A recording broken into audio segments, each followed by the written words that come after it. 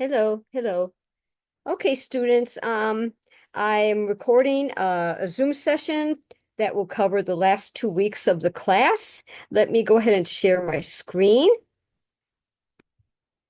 This is the second time I've done this because the first one had some issues. All right, so let me go to our classroom. And you should see modules right now. If you click on modules, I'm going to scroll down to our week 7. And we're going to talk about actually 4 different things. We're going to talk about the lab report for week 7, the lab report for week 8, the schedule for week 8, and then the final exam. All right, so hopefully nobody has really started the lab 7 yet because there was a mix-up and it wasn't my fault, guys. It was just something that happened with Canvas getting transferred, and we are guinea pigs with Canvas, as you know. But you are actually doing a lab in week 8. I want to just kind of talk about that a little bit. If you click on lab procedures and project, you will see the lab report procedure come up. And I want to go through that just a little bit.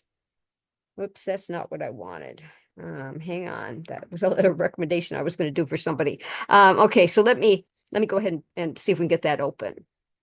Okay, so here we go. There it is.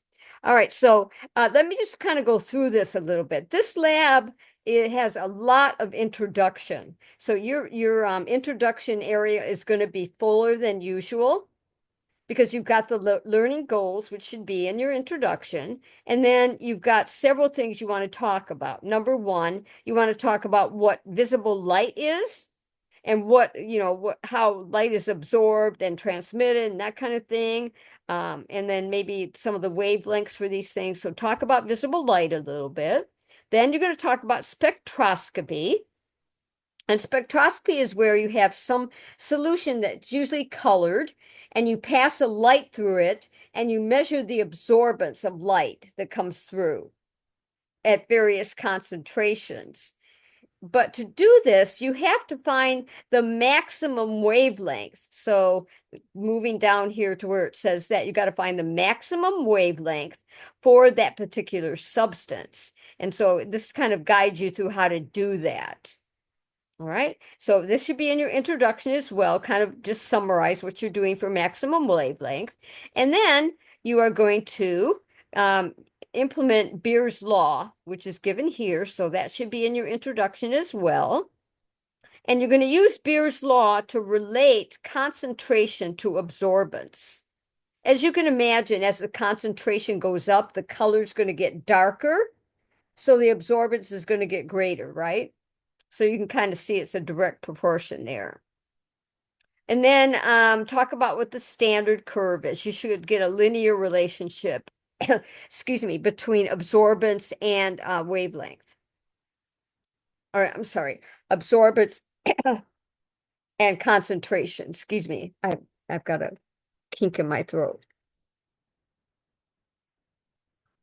So that talk about all of this in your introduction. Also, you have to state your hypothesis for this lab and make sure it's a good one. You can always email me and get suggestions if you want to. Okay, so you're going to follow the instructions on what it says to do. The instructions are pretty straightforward. One of the goals is to be able to fill in this table here. So if you know a certain concentration, you can find the absorbance and vice versa, because you're finding the equation of the lines for that graph that I just showed you, this graph here. All right, and how are you going to do that? Well, let me go back for a moment. And if you click on lab data, this is going to open an Excel file for you. Okay, I guess I don't really need to open that because it's right here. You're going to go ahead and set your spectrometer at the maximum wave or at each of these wavelengths. You're going to find the absorbance and you're going to see some kind of a peak somewhere in the middle. All right. So when you see the peak, you want to like break these 20-minute increments down into like 5 or something. So let's say you're getting a peak. I'm just guessing, I'm just stating this. This is not correct. I'm saying you get it around 600. All right. So you might want to go back to 620, 615, 610, 605, 600, 595, etc. Just do some like really narrow spectrum things. You'll fill this in here. And that will give you what the maximum wavelength is. Okay, where the peak occurs. And then the Excel sheet will graph this stuff for you. All right. And so you would fill in maximum wavelength. You would do these graphs where you're now going to relate concentration to absorbance. You should see like a bell curve on this one when you graph it. Oh, no, I'm sorry. You should see a straight line on this one. This one up here, sorry. This one should be a bell curve because that's going to give you what the maximum wavelength is. Sorry about that. And this one should be a straight line because there's a linear relationship. And this will spit out what the equation of the line is for you. All right. So we make it easy because you've got this Excel sheet to work with. And then you're going to write a regular lab report for this lab, just like you would for any other. But good news, this is your last lab report. You are done with lab reports after this. All right, so that is week 7 lab report. Let me go back to modules and we'll scroll down to week 8. All right, and between week 7 and week 8, there is this usual week 8 deadline. I think it happens in most of GMC's online courses. And it kind of tells you, hey, do you understand the schedule for week 8? And if you do, say yes. And then I'm going to let you move on to week 8. So if you do this, this deadline quiz, you are agreeing to the schedule. And I think the best way, yeah, build is the best way for me to show you that. Just a second. So this week is short. Not this week we're in, but the week 8, which starts Sunday morning. Everything is due on Friday night at 11:59 p.m. You do not have until Sunday this week. So please plan your schedule accordingly. I mean, if you have to do a few like late night things or something, or maybe take an afternoon off work or whatever, please, please, please keep the schedule. I am on a really, really strict timeline to get things graded. They usually give me it just depends on the term, between 12 and 24 hours to get everything graded and grades submitted. So I can't accept late work. It's not because I'm mean or I don't want to help you out. It's because I can't. I mean, I have to get grades in very quickly. So please keep in mind that everything is due on Friday night. Your first discussion post is still due on Wednesday, like always. All right, and you're going to agree to this when you take this quiz. All right, so let's go back and talk about the last lab report and the final. All right, do you remember back in week 2, you did a little quiz and then did some simulations for your lab for that week?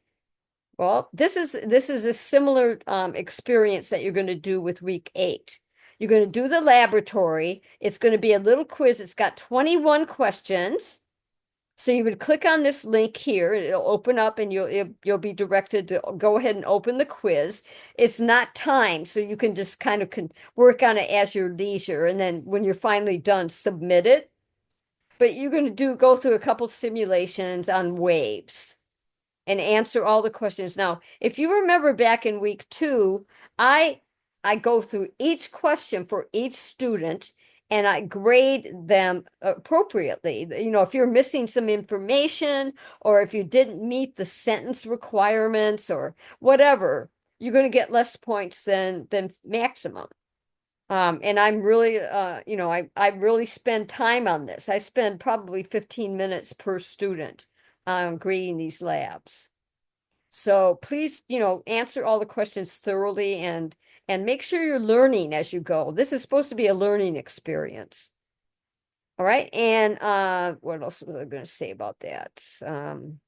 Oh, I will grade these as they come in.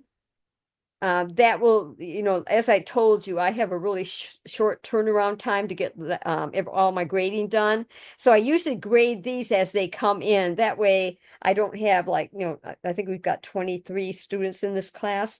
I don't have to grade that many these lab reports all at one time. So I'll grade these as they come in. All right. One more thing we want to talk about is the final exam. So let's just look through what is required. Okay, the final exam is 20 questions, and you have 80 minutes to complete it. All right, that's an hour and 20 minutes. But once you start, you have to finish. You only have one chance, and you must finish it within that hour and 20 minutes. If you go over the time, then it automatically turns off and you get zeros for whatever you did not answer. So I would go through and answer the questions that first, and then, go back and answer questions that you maybe have to calculate some stuff on and you're not real sure about. Okay. The only other thing I want to mention about this is, there's two things. First of all, make sure you set aside time for this. Tell your family, your dog, your neighbor, your in-laws, your kids, your spouse, whoever, I have to go and do this test for an hour and a half. Nobody bother me, right? So go in a room where you can shut a door and just concentrate on the test. Don't let phones or anything interrupt you.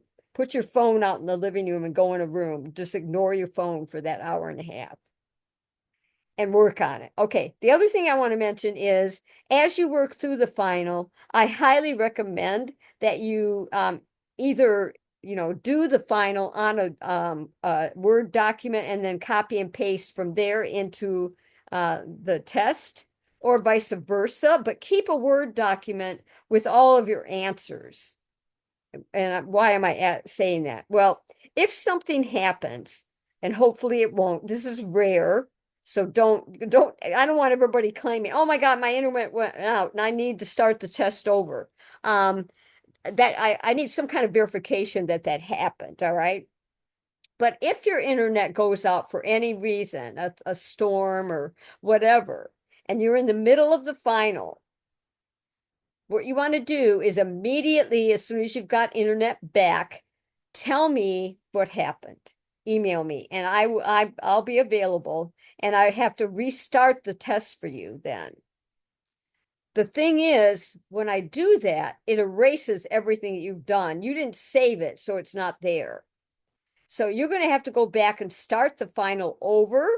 So if you have all of the questions that you answered already in a Word document, then all you have to do is copy and paste those into the appropriate question and then just finish the exam. So that's why I'm saying keep your answers. You can just throw that away at the end if you want to, but keep them for a while, just in case something happens like that. Okay, that is everything that I wanted to talk about. So let me go back to our Zoom page.